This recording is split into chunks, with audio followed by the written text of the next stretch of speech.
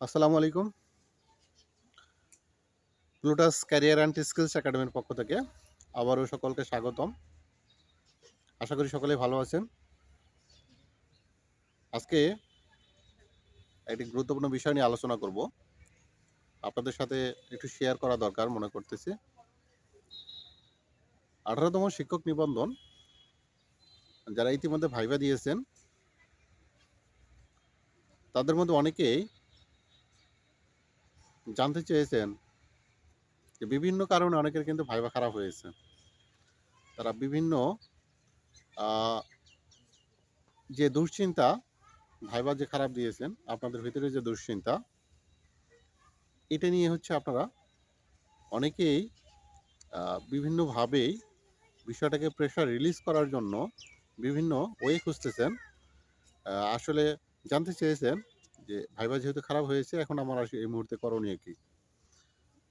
যাদের ভাইবা খারাপ হয়েছে তাদেরকে আমি একটি বিষয়ই বলব।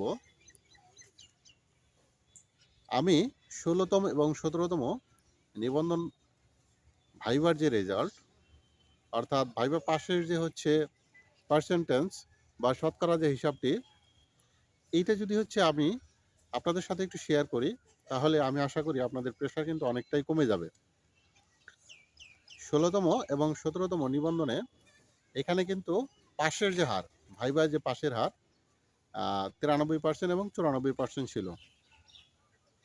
সুতরাং যারা ভাইভা খারাপ দিয়েছেন, আমি তাদেরকে বলব আপনাদের দুশ্চিন্তার কোনো কারণ নেই। বাকি যে ৭% বা ৬% দেখতেছেন, এখানে ফেল করার বেশ কিছু কারণ ছিল। বিশেষ করে যারা অ্যাবসেন্ট থাকে, ভাইভা অ্যাটেন্ড করে না, তাদেরকেও কিন্তু এখানে ফেল হিসেবে কাউন্ট করে। সুতরাং আমি বলব যে আপনাদের দুশ্চিন্তার কোনো কারণ নেই।